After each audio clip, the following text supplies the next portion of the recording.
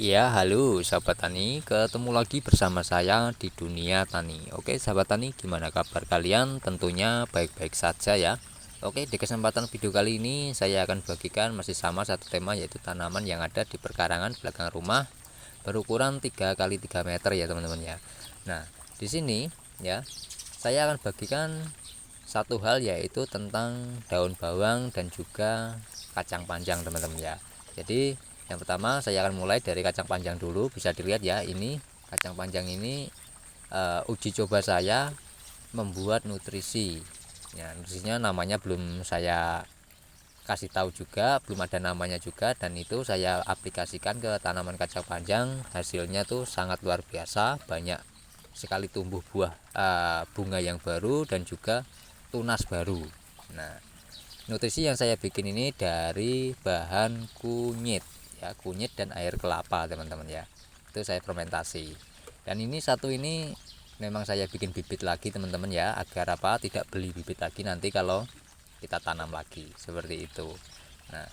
Nah, jawab apa? Pertanyaannya gini teman-teman ya.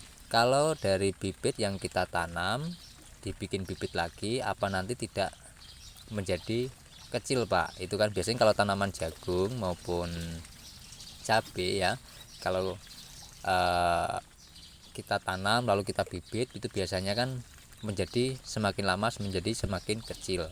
Nah, caranya ya kita harus kawin silangkan supaya tidak menurun kualitasnya, seperti itu teman-teman ya. Nah, untuk kacang panjang gimana Pak cara kawin silang? Kalau kacang panjang tidak teman-teman ya, tidak saya kawin silangkan, cuman saya tuakan saja buahnya lalu saya tanam, itu saja. Oke, itu tentang kacang panjang. Sekarang kita lanjut ke daun bawang. Nah, daun bawang ini 2 hari tidak hujan ya, dan hari ini ya, hari ini hujan lagi. Jadi sudah mulai tumbuh bagus, malah terkena hujan lagi. Tidak masalah teman-teman ya, kita tetap bisa merawatnya dengan baik. Nah, caranya seperti apa? Caranya itu seperti yang di video-video saya selanjutnya sebelumnya teman-teman, yaitu dibuangi daun yang tua. Dan juga satu hal teman-teman ya, harus kita bikin paritannya ya. Agar apa? Agar daun bawang ini kelembapannya terjaga, tidak terlalu lembab tuh ya, seperti ini. Jadi kita buangi ya, kita rawat, buangi daun yang sudah mengering. Tujuannya apa? Supaya tidak lebih banyak daun yang kering, nanti akan menimbulkan jamur. Meskipun kita sudah antisipasi jamur dengan abu bakaran kayu maupun abu dapur ya, kita juga harus membuangi daun yang kering. Bukan berarti kalau kita pakai abu dapur maupun abu bakaran kayu sudah terhindar dari jamur 100%, tidak. Tetap harus ada pencegahannya. Pencegahannya seperti apa ya? Kita buangi daun yang tua, daun yang kering, seperti itu. Jangan dibuang begitu saja teman-teman, melainkan dibikin pupuk lagi ya. Karena daun bawang pupuk terbaik itu ya dari daunnya juga. Tuh. Boleh kita campurkan dengan pupuk yang kita bikin dari pupuk POC teman-teman ya. Kita campurkan di situ, ada gulma, ada semua tanaman yang di sekitar kebun. Kita jadikan pupuk POC, lalu kita campurkan dengan tanaman kita, daun yang sudah tua ataupun yang sudah mengering, seperti itu ya teman-teman ya. Oke, di video kemarin sudah saya bagikan juga ya, daun bawang sedikit ada tipsnya, dan juga aktivitas saya petik daun bawang dan juga kacang panjang. Oke, untuk tanaman sawi yang sudah berumur 2 minggu teman-teman, sudah menimbulkan kelihatan bagusnya ya, meskipun belum sama sekali saya pupuk ini ya, karena di musim penghujan saya tidak banyak menggunakan pupuk POC teman-teman ya. Nunggu cuaca yang bagus baru saya kasih pupuk. Untuk saat ini memang belum, daun bawang juga belum saya pupuk menggunakan pupuk POC. Nah, untuk pupuk POC ya, ini untuk pupuk POC sedikit saya singgung teman-teman ya, tentang pupuk POC. Pupuk POC ini semakin lama itu semakin bagus kualitasnya ya. Kalau kita simpan terus menerus, semakin lama semakin bagus, seperti itu ya teman-teman ya. Dan nanti kalau sudah sampai 3 tahun ya, kita bisa membuat katalis tuh. Nah, katalis ini fungsinya apa? Fungsinya untuk mempercepat dekomposisi maupun fermentasi teman-teman ya. Jadi yang kita mau bikin pupuk itu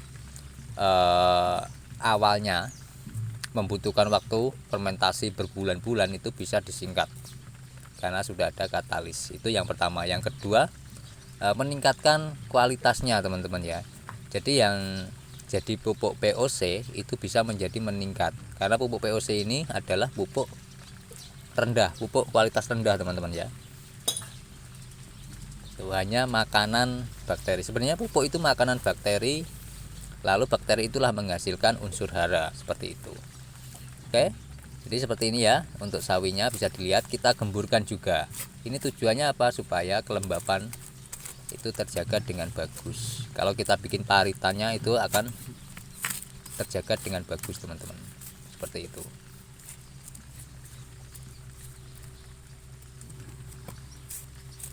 Oke, jadi itu saja ya teman-teman yang saya bagikan pada teman-teman. Mudah-mudahan teman-teman bisa mencerna dengan baik dan mengambil titik poin dan sisi positif pada video kali ini. Oke, dan ini baru umur 2 minggu kurang, karena tidak serentak saya tanam untuk sawinya teman-teman. Ada yang 2 minggu dan 2 minggu kurang, seperti itu. Dan ini yang dulunya saya tumpang sari dengan bayam cabut, sekarang sudah bayam cabutnya sudah saya cabut ya, sudah saya cabut dan saya bungakan. Mudah-mudahan nanti tumbuh di sini, karena tidak saya jemur, langsung saya urai saja di sini supaya apa, nanti tumbuh dengan sendirinya. Tuh. Oke. Nah, untuk di lahan 10 kali 5 meter itu saya pastikan gagal panen teman-teman. Untuk apanya? Untuk tanaman jagung, karena hampir 1 bulan ini memang hujannya itu penuh full ya teman-teman ya. Tuh bisa dilihat ya, masih terkondisikan dengan baik teman-teman, meskipun di musim penghujan. Nah, ini saya kasih lihat pada teman-teman, saya bikin paritan di sela-sela daun bawang. Tujuannya apa? Nanti supaya kelembapan itu bisa terjaga dengan bagus. Inilah kalau daun bawang kita rawat, pasti tanaman pasti akan tumbuh dengan baik seperti ini. Itu meskipun di musim penghujan ekstrim ya, itu akan lebih terkontrol tuh ya teman-teman ya. Tuh bisa dilihat ya. Ini tanpa menggunakan obat kimia, tanpa menggunakan pupuk kimia ya. Cukup pupuk POC saja yang saya bikin dan abu bakaran kayu untuk menetralkan tanah dan mencegah terjadinya jamur pada akar. Itu saja. Ya, bisa dilihat ya teman-teman.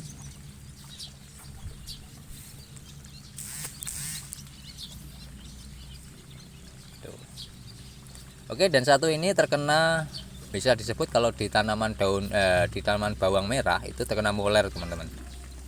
Nah, pencegahannya cukup sederhana ya. Yang pertama, kendalikan air ya, pasti kendalikan air. Jangan sampai kelembapan tinggi ya. Yang kedua, kita buangi daun yang sudah seperti ini. Sama di daun bawang. Sama di